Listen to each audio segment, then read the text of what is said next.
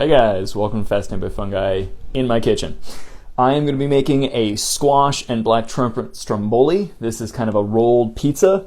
I've never done one of these before, so don't know how it's going to turn out, but I'm pretty sure it's going to be delicious because how can pizza and squash and black trumpets and onions and ricotta, all this good stuff go wrong? I don't see any way it can. So I'm going to point you down at my board here. I've got my mise en place kind of set up.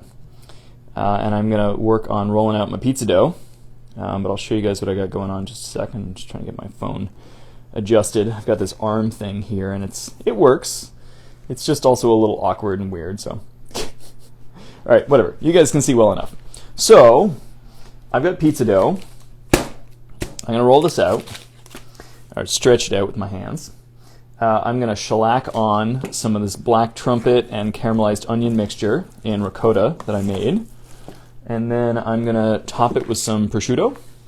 I don't think this is even real prosciutto. This is kind of like cut rate prosciutto, but that's okay. It doesn't need to be super fancy. It just needs to be salty. And then I've got some of this this great squash that you guys saw in my story. I took the neck and peeled it and roasted it off. Really vibrant squash. And I'm going to go into with a little bit of cheeses and some goat cheese and just, some general stuff like this.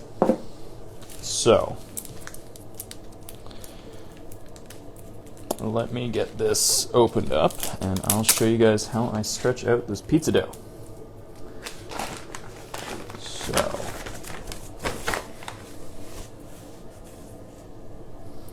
and if you're wondering what that weird noise in the background is, my partner is filling the bath. So, I guess that's just the noise that we're going to have in the background.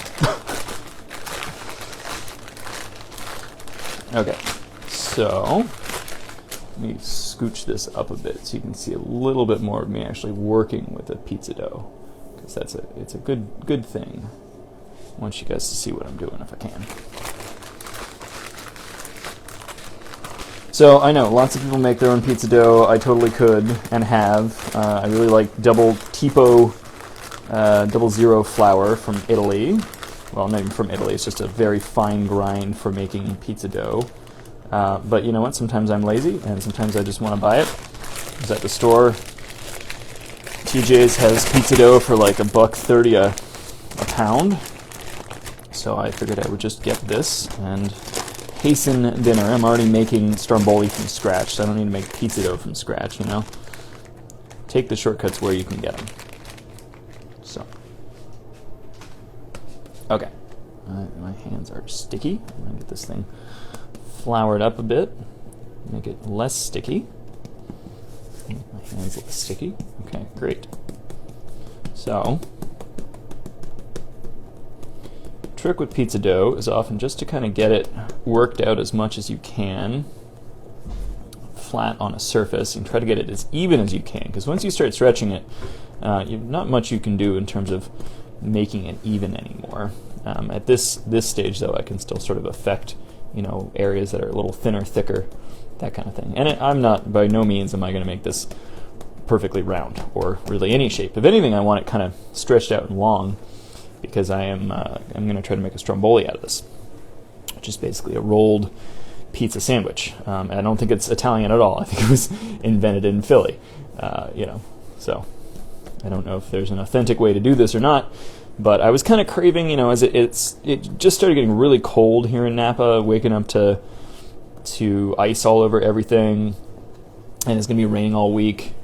And I had some great black trumpets that I got from Barry at Far West Fungi at our farmers market here in Napa. And I had the squash, and I was like, I just kind of want like cheese and mushrooms and squash, and I was like, I might make some lasagna, because I did buy some lasagna noodles, so I might do that later in the week. But right now, I was like, I want to make pizza. So make sure my work board is really nice and floured here. Here's what I'm gonna do. I've got the pizza dough on my knuckles, back of my hand, and I'm just gonna turn and stretch. So this is my strategy for how I like to roll out pizza dough and get it fairly thin. And like I said, I'm not trying to make this even.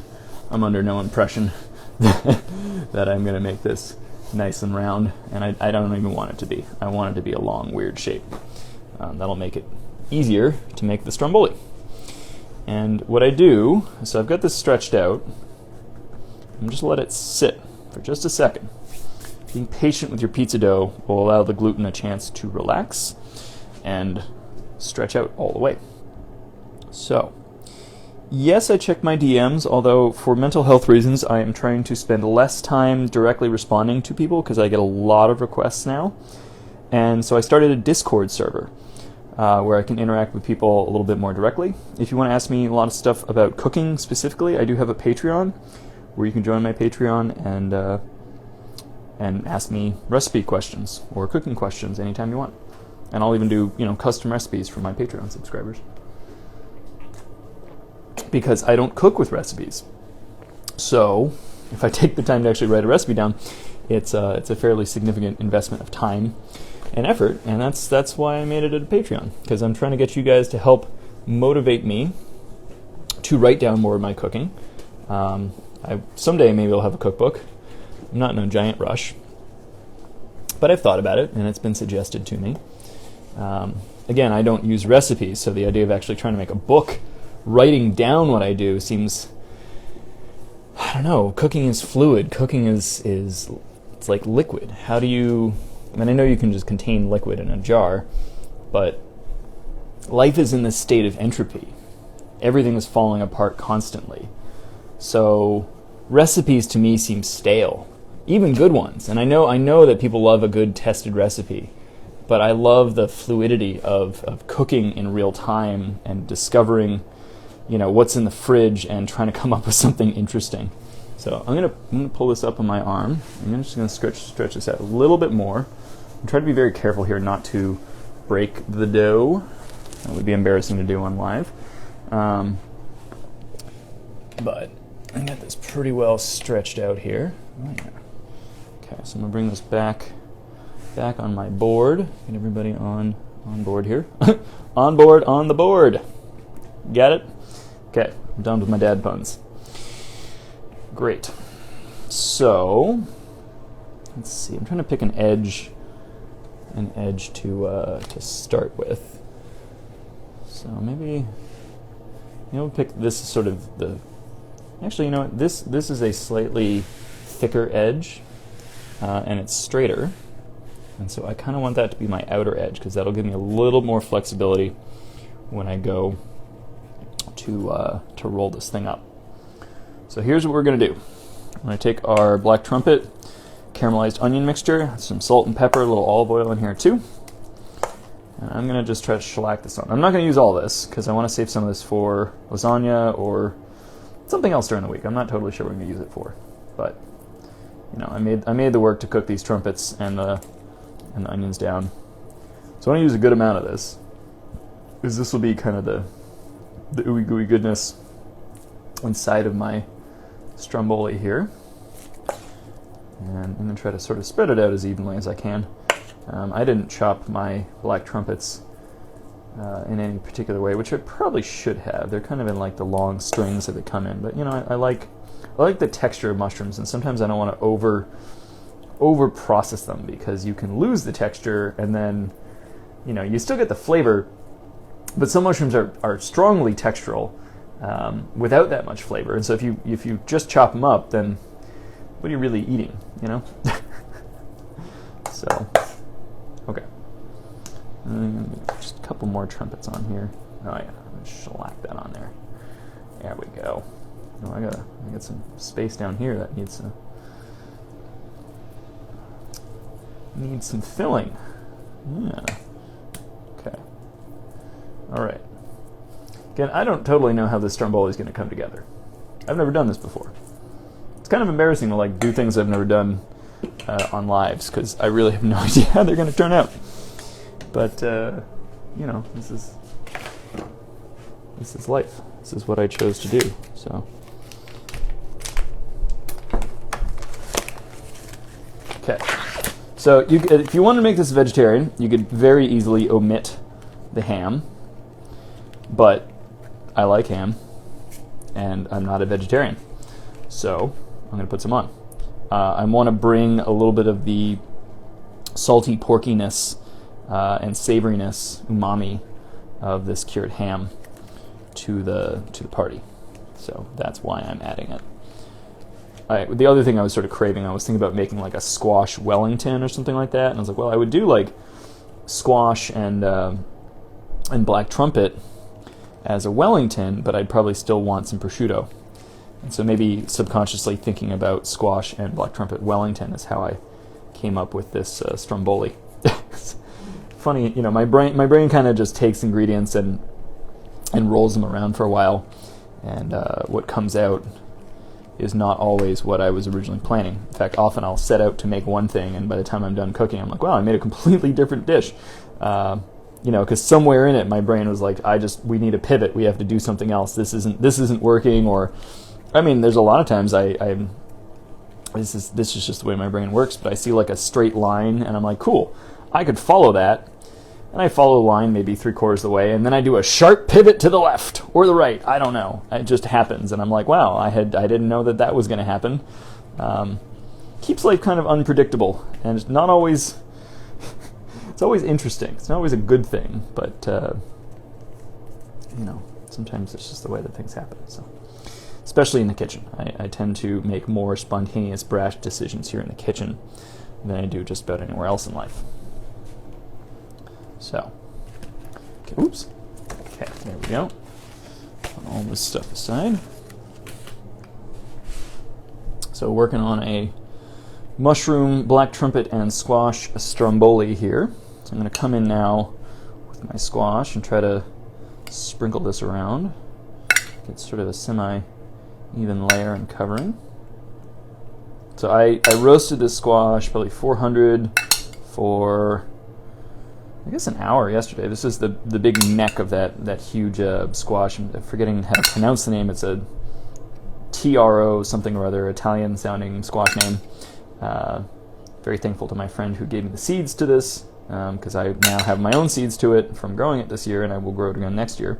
It was good to eat as a green squash, but also as a cooked squash. So I roasted it, and then I just cut it up and dressed it with a little bit of olive oil, salt and pepper. Yeah, great. Okay, that's all on. Now I'm going to go hard on cheese. And so Strombolis are it's kind of like a calzone in the sense that you will probably end up dipping this in sauce. So I'm not putting any tomato sauce in this. Tomato sauce can be a very strong flavor. And sometimes mushrooms, you kind of lose the mushroom essence when you add tomatoes. So with a lot of wild mushrooms, if I do add tomatoes or something, I'll add them in small amounts or try to keep mushroom focus there. And so I'm not putting any sauce in this. And so this will be a relatively dry sandwich, but that's okay because this is going to get rolled up as a big log. And if there's a bunch of sauce, it would just bleed out. So I'm going to make this pretty gooey, and I want it to be really sticky so it all caramelizes and cooks inside of this log, but doesn't get too saucy. So there's not a lot of high moisture ingredients here, which is important because I don't want my stromboli to get soggy. I will, on the side, like a calzone, serve it with some tomato sauce on the side for a little bit of dipping. So I'm just going to go in here with little dabs of goat cheese here. And this is I love this goat cheese stuff from TJ's. Sometimes I'll just eat this goat cheese like with a spoon as dessert. You can put a little honey on it, or you can just eat it straight up. It's a little sour.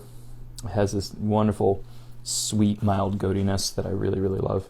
It's way, way more mild than many other goat cheese you have, and it's wetter too than other goat cheeses. It doesn't crumble necessarily. Acts a little more like a cream cheese, honestly. I think they might even sell it as such, but it's softer than cream cheese too. You don't have to warm it up, do stuff with it. It's just, it's just so good. Okay, so, boom. There's all the stuff. I'm going to go ahead and just take a couple cracks of pepper over the top here.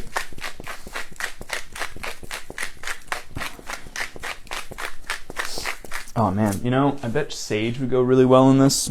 I just replanted my sage the other week, and I don't think it's got enough leaves on here to do much. So, oh well, another time. Imagine putting sage in this. It'd be nice, kind of earthy, warm note. The mushrooms and the squash and the ham. So, I was going to pivot this so you guys could see it better, but I don't think I can. I think I got to roll it up as is. So I'm going to take a little beer break, have a sip of my fresh squeezed, good stuff, good IPA.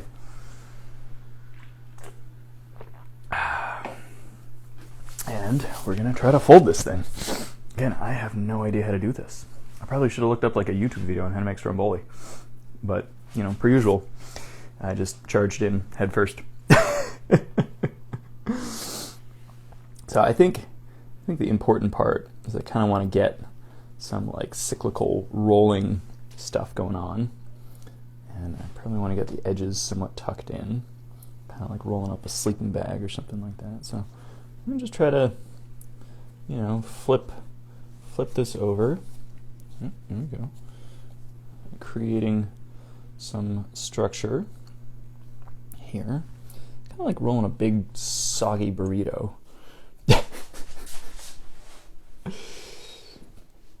Oh, okay, we're moving again. That's good. Back to movement. And we gotta just flip this whole thing over. I probably could have grabbed my fish spatula. That would have made this easier. So I'm gonna use my extra dough here, stretch all the way around.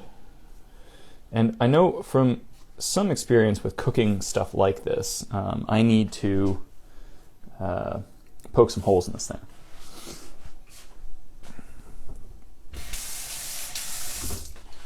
So I'm gonna just put a little bit of liquid on here. I could use an egg wash or something like that, but I don't really need a whole egg right now. I just need a little bit of liquid to help this dough stick. So there we go. I put a bunch of flour down to make sure it didn't stick, and now I actually do want it to stick. So there we go. Now I'm going to try to flip this whole shebang onto my pizza peel. And then I'm going to try to fit it into the oven on my baking steel. Okay. Oh, shoot. I forgot the pecorino. Whatever. There's plenty of good salty stuff in here. It will be tasty. Okay. So I'll just get my board cleared off so I can try to work on this without making a mess of things. You know what? Let's go with a little bit of flour. I need a bigger pizza peel. I think that is clear. I'm going to try to put this thing on the best I can, but that is one monster Stromboli. You know, every time I get this thing from Trader Joe's, I'm like, I should make 2 pizzas. So I almost always make 2 pizzas from this pound of dough from Trader Joe's. And the last couple times I've done it, I've been like, nah, screw it, I'll just do 1 big pizza, and then this happens. It's too big! And it won't fit all the way on my pizza peel. But yeah, I will take you guys over to the oven here. I'm going to try to fit this thing in. We'll take one more little beer break. Cheers. Let me look at the comments here briefly. You're drunk and hungry from the UK. Well, welcome. Okay, so let me turn this around. You guys can see what I'm going to do here with my oven. I got the oven preheated about 475. Normally I like to cook pizza a little hotter, like 550, about as hot as your oven will go. But because this isn't a pizza, it's going to be a little bit slower, longer baking time, and so I went with 475 to try to get a really nice crust on it, but not burn it before the inside's actually done cooking. So here's my oven and my fairly dirty baking steel, but I love that thing. It's been the best thing I've ever done for an oven, is to put a giant piece of steel in it. Now, I'm going to try to go all the way across it without burning myself. Oh, come on, get over to the corner. There we go. All right. Things look a little wonky on the end there. Oh, I said I was going to poke some holes in this, didn't I? Should I poke holes? What do you think? Let's do this without holes. We'll see what happens. Strombo in! I may regret not having holes in my Stromboli. But I'll let you guys know. So, bring you up here. Okay. Hey there. Thanks for watching this ridiculous Stromboli squash Black Trumpet madness. If you guys have questions for me about cooking, feel free to DM me. You can hit me up on Patreon. You can check out my YouTube, TikTok, Facebook, Pinterest, Twitch, Twitter. I got all the social media things. I'm trying to be out there and do mushrooms. And yeah, I appreciate you guys paying attention. Thanks for hanging out. I will. Oh, there's some squash chips. These are pretty good too. I just roasted some squash. Tasty. Okay, I'm out of here. Bye guys. Have a good one.